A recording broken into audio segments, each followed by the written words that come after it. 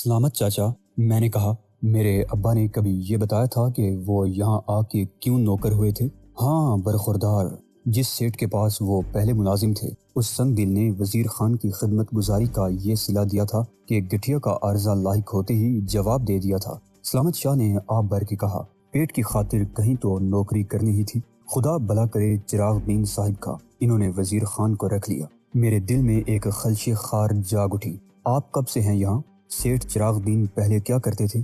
मैं 7 साल से हूँ बरखुरदार। इससे पहले सेठ साहिब विलायत में थे और कोई कारोबार करते थे। सलामत शाह बोला, अब उनका क्या कारोबार है? मैंने कहा, पहले शादरे में तौलिए और खेस बनाने की फैक्ट्री थी, अब कपड़े का एक बड़ा मिल भी कायम कर लिया है। सलामत शाह बोला, अच्छा, अगर मैं तुम्हारे सेठ साहिब से घर पर मिलना चाहूँ तो किस वक्त मिल सकता हूँ? मैंने कहा, आजकल तो वो मरी में है, हर साल 10 दिन बीवी बच्चों की कब्र पर हाजिरी देते हैं। सलामत शाह ने कहा, सारी कब्रें उनकी कोठी के अहाते में हैं। 4 कब्रें। उसने तौबा के अंदाज में कानों को हाथ लगाया। मैंने सुना है चिरागुद्दीन का सारा खानदान एक हादसे की नजर हो गया था। मैंने बेनियाजी से कहा, हाँ बरखुरदार, बड़ा खौफनाक हादसा था। गाड़ी खुद चिरागुद्दीन सेठ का छोटा भाई चला रहा था। 2 प्यारे प्यारे फूल से बच्चे थे, सब के सब स्कूल में पढ़ते थे और उनकी माँ थी जो एक बहुत बड़े अफसर की बेटी थी, शेरवानी साहिब की। वो भी आज मरी गए होंगे। एक दिन के लिए वो भी जाते हैं। शेरवानी साहिब? कौन शेरवानी? कुछ मालूम है कि किस महकमे के अफसर हैं? मैंने सर उठा के पूछा। सलामत शाह ने नफी में सर हिलाया। महकमा तो मैं नहीं जानता, ये सुना है अब वो किसी मुल्क में सफीर होके जाने वाले हैं। उनका ताल्लुक वजारत खारजा से है। मैं उठ बैठा। कोई लड़का है उनका, मोहसिन रजा?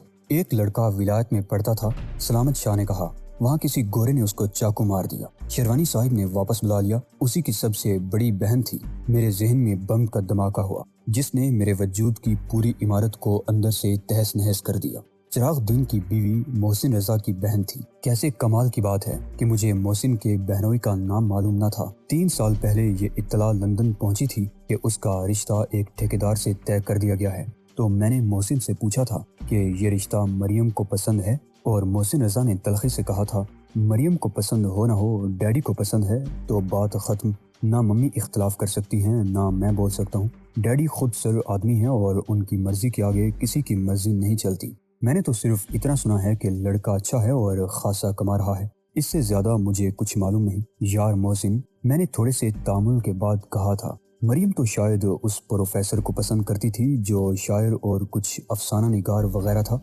फिर क्या हुआ? वो तो इस उम्र में सब लड़कियां किसी न किसी क्लाश दानिश्वर टर या शहजादा गुलफाम को पसंद करने लगती हैं, क्योंकि ज़नाना नावलों के मुताले से मिसाली शरीके हयात की यही तस्वीर बनती है। मोहसिन रजा ने उसी तलखी से कहा था, बाद में सब कुछ भूल जाती हैं और इस हकीकत को तस्लीम कर लेती हैं कि कामयाब इज़दवाजी ज़िंदगी का तसव्वुर इस चीज़ के बगैर नामुमकिन है जिसे फ़कीर हाथ का मैल कहते हैं, और दौलतमंद अपनी जदोजहद का इनाम।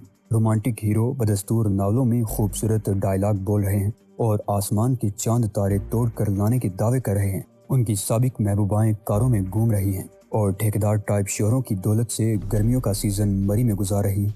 हम लोग इस शादी में शरीक नहीं हुए थे।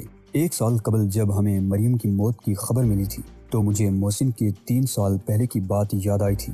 मरियम सीजन गुजार के मरी से लौटते हुए कार के खड्ड में गिर जाने से हलाक हो गई थी। बाद में लोगों ने हमें बताया कि उसकी कार ब्रेक फेल हो जाने के बायस कई हजार फुट गहरे खड्ड में लुढ़कती हुई नीचे पहुंची थी तो उसमें आग लग चुकी थी। तलाश करने वालों को इधर उधर से लाशों के पुर्जे और 4 मुख्तलिफ जिस्मों के आज़ा मिले थे जिनको इकट्ठा करके अंदाजे से 4 कब्रों में दफन कर दिया गया था। मोहसिन बहुत रोया था। बड़ी बहन उसे तमाम बहन भाइयों से ज्यादा चाहती थी। शादी के कार्ड में मरियम के होने वाले शोहर का क्या नाम लिखा हुआ था उस पर मैंने गौर ही नहीं किया था। आम सिर्फ मरियम का नाम था, जिससे मेरी जज्बाती वाबस्तगी सिर्फ एक याद से वाबस्ता थी। एक बार उसने खाने की मेज पर सबके दरमियान बैठकर मुझसे सरगोशी में कहा था, सिकंदर, मैं शर्त लगा सकती हूँ कि तुम और फौजिया एक दूसरे को चाहते हो। जी? मैं उछल पड़ा था। जी हाँ, मैंने इधर उधर देखकर और बौखला के कहा था। इस हड़बड़ाहट में मेरे हाथ से चमचा गिर गया था। एक गिलास उलट गया था और नवाला मेरे हलक में यूं फंस गया था कि सांस रुकने से मेरे आंसू निकल आए थे। चुनांचे सब लोग हंसने लगे थे, जिनमें फौजिया भी शामिल थी। जब मरियम के मरने की खबर मिली थी तो मुझे ऐसा महसूस हुआ था जैसे मुझे फौजिया से मिलाने वाला एक काबिल एतमाद पुल गिर गया है। میں نے بڑے ہیلے بہانوں سے یہ پوچھا تھا کہ مرنے والوں میں فوزیہ تو نہیں تھی، اور اس وقت بھی مریم کے شوہر کا نام اگر سنا تھا تو غیر اہم سمجھتے ہوئے نظر انداز کر دیا تھا۔ مجھے محسن رضا کی ایک اور بات یاد تھی جو وہ بار بار کہتا تھا، یار سکندر، گاڑی نئی تھی، ابھی 2 مہینے پہلے ہی خریدی گئی تھی، چند دن قبل پنڈی کی سروس ورکشاپ گئی تھی، اس کے بریک کیسے فیل ہو گئے؟ حقائق سے بے خبری کے باعث اس وقت میں نے روایتی جواب یہ دیا تھا کہ موت کا ایک دن معین ہے جو کسی بھی طرح ٹالا نہیں جا سکتا۔ سلامت شاہ میرے خیالات کی رو سے بے خبر اس حادثے کی تفصیلات بتانے میں مگن تھا جو مجھے پہلے ہی معلوم تھا۔ سلامت چاچا، میں نے کہا، میرے والد نے کچھ سامان تو چڑھا ہوگا؟ سلامت شاہ کا چہرہ متغیر ہو گیا۔ ایک بستر اور چند کپڑے تو اب بھی کمرے میں موجود ہیں۔ چند دن پہلے اس نے مجھے ایک لاکر کی چابی دی تھی جو میرے پاس محفوظ ہے۔ دوسری چابی صندوق کی تھی، مجھے نہیں معلوم اس صندوق میں کیا تھا جو وزیر خان کے پلنگ کے نیچے ہمیشہ مقفل رہتا تھا۔ اگر میں نے کھول کر دیکھ لیا ہوتا تو اچھا تھا۔ وہ اچانک چپ ہو گیا۔ پھر کیوں نہیں دیکھا؟ میں نے غور سے اس کی صورت دیکھ کر کہا۔ بات کچھ سمجھ میں نہیں آتی برخوردار۔ وہ کچھ دیر بعد بولا، بہت سی باتیں ہیں۔ ایک تو یہ، وزیر خان کی صحت تو اسی نامراد گٹھیا کے عارضے سے خراب تھی، لیکن جوڑوں میں درد کے سوا جو سردیوں میں بڑھ جاتا تھا اور گرمیوں میں کبھی کبھار تکلیف دیتا تھا، اسے اور کوئی مرض لاحق نہ تھا۔ اس کا بھی وہ عادی ہو گیا تھا۔ وہ آہستہ آہستہ چلتا تھا اور سیڑھیاں نہیں چڑھ سکتا تھا، لیکن معذور نہیں ہوا تھا۔ وہ تو سرکاری ڈسپینسری تک لاٹھی ٹیکتا پیدل ہی جاتا تھا۔ میری سمجھ میں نہیں آتا کہ رات کو وہ بلا چنگا سویا تھا، صبح کیوں مر گیا؟ مرنے والی کوئی بات تو نہ تھی۔ میں کچھ دیر اس انکشاف پر انگشتے بدندا بیٹھا رہا۔ میرے ذہن میں امکانات کے 1000 در واہ ہو گئے تھے جو سب شکوک و شبہات کے آسیب زدہ اندھے تہ خانوں میں اترتے تھے۔ چاچا سلامت، کیا یہ نہیں ہو سکتا کہ میرے ابا جی کی موت کے اسباب طبی نہ ہو، انہیں قتل کیا گیا ہو؟ سلامت شاہ بونجھ کر رہ گیا۔ قتل؟ یہ کیا کہہ رہے ہو برخوردار؟ اس نے گھبرا کے خوف زدہ لہجے میں کہا۔ ہاں قتل، میں پوسٹ مارٹم کروا سکتا ہوں، لاش دوبارہ قبر سے نکالی جا سکتی ہے۔ میں نے کہا، توبہ توبہ، استغفار۔ وہ دہشت زدہ ہو کے بولا، یہی سب کرنے آئے تھے تم ولایت سے کہ مرنے کے بعد بھی اس کو چین نہ ملے، اس کی لاش کی بے حرمتی ہو؟ خدا کا خوف کرو سکندر، میرا یہ مطلب ہرگز نہیں تھا۔ ڈاکٹر نے کہا تھا ہارٹ فیل ہو گیا۔ میرے لیے سلامت شاہ سے نظر ملا کے بات کرنا دشوار ہو گیا۔ جذبات کی رو میں بہہ کر میں یہ بھول گیا تھا کہ میں لندن میں نہیں ہوں، لاہور میں ہوں، اور کسی سراغ رساں سے نہیں، ایک خانسا ماں سے مخاطب ہوں جس کے لیے عام آدمی کی طرح لاش کو تدفین کے بعد پھر چیر پھاڑ کے لیے نکالنے کا تصور ہی لرزہ خیز تھا۔ میرے شکوک برقرار تھے، مگر مصلحت کا تقاضا تھا کہ میں اپنے ولایت پلٹ ذہن کے قابل صد ملامت خیالوں پر شرمندگی کا اظہار کروں۔ اگر بعد میں مجھے اس اچانک موت کو قتل ثابت کرنے کے لیے عدالت سے رجوع کرنا پڑا اور لاش نکلوانے کے احکامات حاصل کرنے ضروری ہوئے تو یہ کام خود مجھے اپنی ذمہ داری پر کرنا ہوگا۔ میں معافی چاہتا ہوں چاچا سلامت، صدمے سے میرا دماغ خراب ہو گیا ہے، خدا مجھے معاف کرے۔ میں نے کہا، تم اس صندوق کا ذکر کر رہے تھے؟ ہاں۔ سلامت شاہ نے اطمینان کا سانس لیا۔ سوئم کے بعد اگلے دن میں نے صبح اٹھ کر دیکھا تو وزیر خان کے کمرے کا تالا ٹوٹا ہوا تھا۔ میں حیران اور پریشان کمرے میں گیا تو مجھے کمرے میں ہر چیز بے ترتیب نظر آئی۔ صندوق کا تالا بھی ٹوٹا ہوا تھا اور تمام سامان باہر بکھرا پڑا تھا۔ پرانی تصویریں تھیں، ریشمی اور زری کے سچے کام کے پرانے جوڑے تھے۔ میرا خیال ہے تمہاری ماں کے ہوں گے، ان کو آج کوئی استعمال نہیں کر سکتا، مگر زری گوٹا خاصا مہنگا بک جاتا ہے۔ اس سے زیادہ حیرانی کی بات یہ تھی کہ صندوق میں بہت قدیم زیورات تھے۔ پرانا سونا تو میں آنکھوں سے دیکھ کر پہچان سکتا ہوں، وہ سب فرش پر پڑے تھے۔ معلوم نہیں کوئی کیا لینے آیا تھا اور کیا لے گیا۔ تم دیکھ کر اندازہ کر سکتے ہو؟ میں نے نفی میں سر ہلایا۔ میں نے بھی اس صندوق میں کبھی جھانکا نہیں تھا۔ جب میں اپنے باپ کے ساتھ پاکستان آیا تھا تو ابا جی کے ساتھ یہی صندوق تھا جو پنڈت دیاناتھ نے سنبھال کے رکھ لیا تھا۔ بچا تو بہت کچھ تھا، مگر ابا جی نے پرانے وقتوں کی ان یادوں کو سمیٹ کر ایک صندوق میں ڈال لیا تھا، اور یہ اندو خطر میری زندگی کے بعد ان کو سب دنیا سے عزیز تھا۔ یہ تقسیم سے پہلے کی بات ہے، مجھے وزیر خان نے اس بارے میں کبھی کچھ نہیں بتایا۔ سلامت شاہ نے کہا، جب بھی بیوی بچوں کی بات کی تو ایک آپ بھر کے یہی کہا کہ سب اللہ کو پیارے ہوئے۔ اس کے بعد میں نے سلامت کو وہ سب بتایا جو شنیدہ بھی تھا اور دیدہ بھی۔ اس دوران میں سلامت شاہ نے کھانا بھی پکایا اور میری بات بھی سنی۔ میں نے بتایا کہ سیاہ بختی کے سائے کب سے میرے تعاقب میں ہیں اور سختی ایام کے ایک دور سے اس وقت بھی گزر چکا ہوں جب میں حالات سے نمٹنا تو کیا حالات کو سمجھنے کا دعویٰ بھی نہیں کر سکتا تھا۔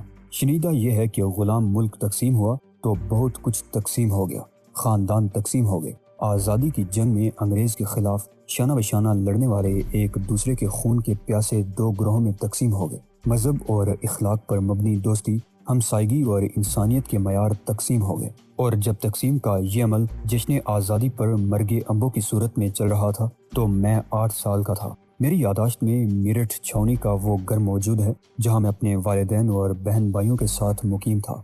شنیدہ یہ بھی ہے کہ ایک رات بلوائیوں نے اس کٹر مسلم لیگی یعنی میرے والد کا خانہ خراب کرنے کا فیصلہ کیا، جو مصلحت کے تقاضوں کو مد نظر رکھنے کا مشورہ دینے پر برہم ہو جاتا تھا اور جان دینے پر تیار تھا، مگر مسلم لیگ کا جھنڈا اتارنے پر تیار نہ تھا۔ میں اپنے ایک غیر مسلم دوست کے گھر میں ریڈیو کے سامنے انگشتے بدنیداں بیٹھا تھا۔ ریڈیو ان دنوں بہت کامیاب تھا اور سائنس کی یہ انقلاب آفریں ایجاد صرف امارات تک محدود تھی، جس میں سے سینکڑوں ہزاروں میل دور کے انسانوں کے ہنسنے بولنے اور گانے بجانے کی اور کوئل کی کوک سے بادلوں کی گرج تک ہر آواز برآمد ہوتی تھی۔ میری ناقص عقل کے مطابق ریڈیو کی زبان یعنی لاؤڈ سپیکر اس اعتبار سے تخلیق کا بہتر کارنامہ تھا کہ آدمی کی زبان کبھی روسی، کبھی لاطینی، انگریزی نہیں بول سکتی، ساز نہیں بجا سکتی اور ہر جانور کی اور ہر مشین کی آواز نہیں نکال سکتی، وغیرہ وغیرہ۔ اس وقت میں یہ نہیں سمجھ سکتا تھا کہ سب سے برتر وہ عقل سلیم ہے جو تخلیق کے وقت انسان کو عطا کی گئی۔ شنیدہ یہ بھی ہے کہ بلوائیوں نے میرے تمام خونی رشتوں کو خنجر آبدار سے منقطع کیا۔ میرے 5 بھائی اور میری ماں سرخرو ہوئے۔ چھٹی ہماری سب سے بڑی اور اکلوتی بہن تھی، جو یوں سرخرو ہوئی کہ موقع پاتے ہی آنگن کے کنویں میں اتر گئی اور اس کی متعفن لاش 7ویں دن نکال کے نہ جانے کس بے نشان قبر میں سپرد خاک کر دی گئی۔ شنیدہ یہ بھی ہے کہ اس فتح کامرانی کے بعد بلوائی جاتے وقت وہ جھنڈا اتارنا بھول گئے جس کی آبرو پر ایک خاندان نے قربان ہونا منظور کیا تھا۔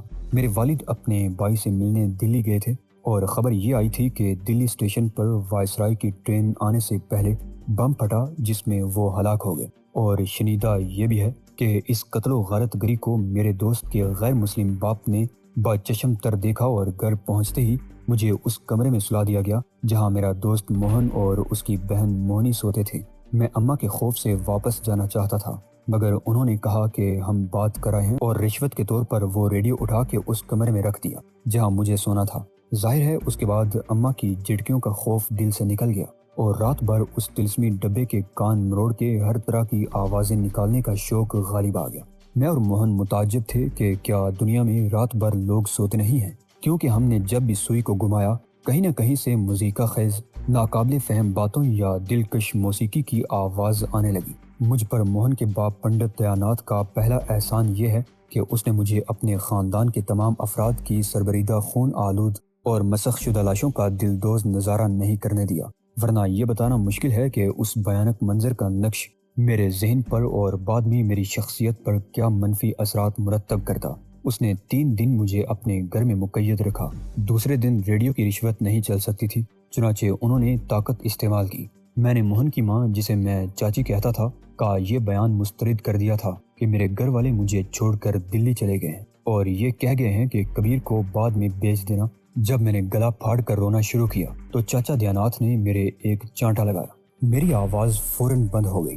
وہ بڑے دمنگ قسم کے آدمی تھے، 6 فٹ قد، کسرتی بدن، لمبی لمبی مونچھیں، پولیس میں حوالدار تھے، اس لیے ان سے میں بہت ڈرتا تھا۔ اب اگر آواز بھی نکلی تو ہتھکڑی لگا کے حوالات میں بند کر دوں گا، انہوں نے گرج کر کہا۔ میری سٹی گم ہو گئی اور میں نے موہن اور موہنی کے ساتھ اور اس ریڈیو کے ساتھ 3 دن ایک کمرے میں گزارنے کو ترجیح دی۔ پنڈت دیاناتھ بڑے میٹر آف فیکٹ قسم کے انسان تھے۔ وہ سمجھتے تھے کہ جھوٹ زیادہ دن نہیں چلے گا اور خود ان کے لیے مجھے چھپائے رکھنا مشکل سے مشکل تر ہو جائے گا۔ تیسرے دن جب میں حالات سے عارضی سمجھوتا کیے خاصا مطمئن اور خوش تھا، انہوں نے مجھے اپنے پاس بٹھا کے بہت سی باتیں سمجھائیں، مثلاً یہ کہ میرے گھر والے دلی کیوں گئے ہیں، یہاں ان کے بہت سے دشمن پیدا ہو گئے تھے۔ انہوں نے کہا اگر وہ یہاں رہتے نا تو مارے جاتے۔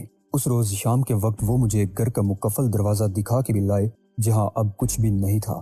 دلی میں میرے چچا کا گھر ہے، میں نے کہا۔ ابا وہیں گئے ہیں؟ اچھا، انہوں نے خوش ہو کر کہا، پھر تو کوئی مسئلہ ہی نہیں رہا۔ پتہ معلوم ہے تمہیں؟ جی، میں نے کہا۔ تانگے میں بیٹھ کے جاتے ہیں، ان کے گھر کے سامنے رنگریز کی دکان ہے، ہر وقت رنگ برنگے کپڑے سوکھتے رہتے ہیں اور ان کے گھر کا دروازہ نیلا ہے، اوپر کبوتروں کی چھتری ہے۔ موہن جو عمر میں ہم سے بڑا تھا ہنستے ہنستے بے حال ہو گیا۔ موہنی احمقوں کی طرح دیکھتی رہی۔ یہ نہیں بیٹا کبیر، چاچا دیاناتھ نے کہا، नाम क्या है उस मोहल्ले का या सड़क का, गली का और मकान का नंबर? जाहिर है ये सब मुझे याद होता तो मैं ऐसा ऊट पटांग पता क्यों बताता। अच्छा अब यूं करते हैं, चचा दयानाथ ने सोचते हुए कहा, तुम्हें मोहन के मामा के घर भेज देते हैं, वो बहुत काबिल हैं और तुम्हारे चचा का मकान तलाश कर लेंगे, वो भी दिल्ली में रहते हैं। जाओगे ना? मैं अकेला नहीं जाऊंगा, मैंने ऐलान किया। मोहन और मोहनी भी मेरे साथ जाएंगे और ये रेडियो भी। मैंने सूरत हाल से पूरा फायदा उठाने की कोशिश की। मालूम नहीं उस रात मियाँ बीवी के दरमियान कॉन्फ्रेंस कब तक जारी रही, लेकिन सुबह हुई तो मुझे बताया गया कि मेरी सब शराइत उन्हें मंजूर हैं, लेकिन उनकी भी एक शर्त है, जब तक मेरे चचा का पता नहीं चलेगा मैं किसी को अपने घर वालों के बारे में कुछ नहीं बताऊंगा, ना ये कि मेरे अब्बा का नाम क्या है और चचा कौन है। भाई बहनों के नाम भी किसी को मालूम हुए तो वो जो मेरे घर वालों के दुश्मन हैं फौरन पहुंच जाएंगे, और वो बहुत बेरहम लोग हैं। आदमी को मशीन में डालकर कीमा निकालते हैं और डब्बे में बंद कर देते हैं, और फिर वो डब्बे इधर उधर बिक जाते हैं और खाने वाले बकरे के गोश्त का कीमा समझकर खा जाते हैं। चाचा दयानाथ ने वाज़ेह किया।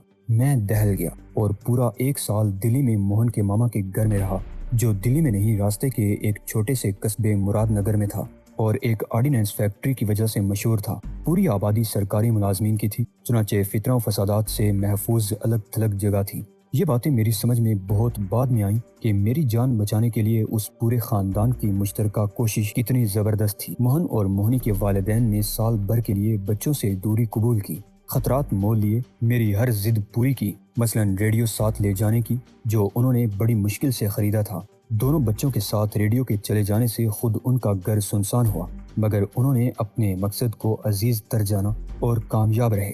मोहन के मामा जी ने साल भर तक मुझे बहलाना जारी रखा और रोज नित नए बहानों से मेरे चचा और अब्बा की तलाश में नाकामी का एतराफ़ करते रहे, लेकिन मुझे उम्मीद भी दिलाते रहे कि सब ठीक हो जाएगा। आहिस्ता आहिस्ता उन्होंने शुबहात का इजहार शुरू कर दिया कि कहीं वो पाकिस्तान न चले गए हों। मैं रो दो कि खामोश होने के सिवा क्या कर सकता था, मगर साल बर्बाद मोहन के मामा जी को ये खतरा लाइक होने लगा कि कहीं मैं भाग न जाऊं या ऐलाने हक न कर दूं। चुनाचे मोहन के पिता हम सब को वापस ले गए। मुझे बताया गया कि अब्बा ने लाहौर से ख़त लिखा है और वो बहुत जल्द मुझे लेने आएंगे, मगर उनके आने तक मुझे अपनी ज़ुबान वैसे ही बंद रखनी होगी, वरना वो कीमा बना के पैक करने वाले दुश्मन। इसके बाद एक मुजज़ा रूनुमा हुआ। ये बात शनीदा नहीं दीदा है। तकरीबन 1.25 साल बाद जब मैं तकरीबन नाउमीद हो के मोहन के ख़ानदान का एक मुस्तकिल फ़र्द बनता जा रहा था और उनकी कोशिशों की तुफैल बिछड़ जाने वालों को तकरीबन भूल चुका था, मेरे अब्बा मुझे सचमुच लेने आ गए। दरवाजे पर दस्तक हुई तो मैं खुद देखने गया था।